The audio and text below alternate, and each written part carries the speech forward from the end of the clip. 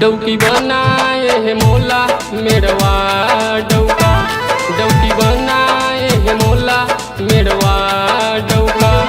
इही डौकी के गजब कहानी हर दुनिया मशहूर हो गई। इही डौकी के गजब कहानी हर दुनिया मशहूर हो गई। डौकी बनाए है मोला मेड़वा डौका, डौकी बनाए है मोला मेड़वा डौका।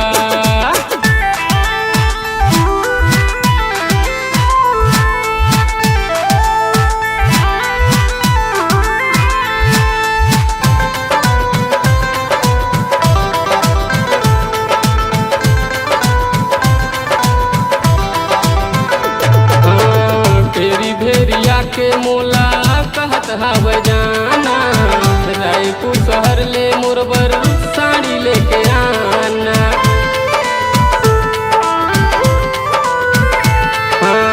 भेरी भेरिया के मोला कहत हव जाना, रायपुर शहर ले मोरबर साड़ी लेके आना। यही डौकी बर लाए हम कर धनता बोले रिसागे।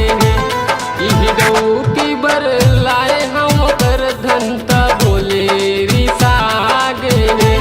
डौकी बनाए है मोला मेड़वा डौका, डौकी बनाए है मोला मेड़वा डौका।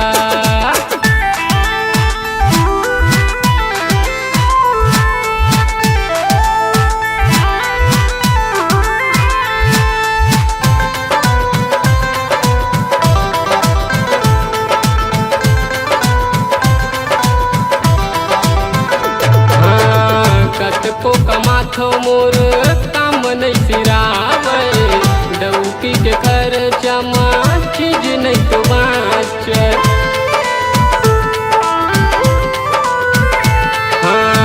कतको कमाथो मोर काम नहीं सिरावे, डौकी के खर्चा में चीज नहीं तो बाँचे।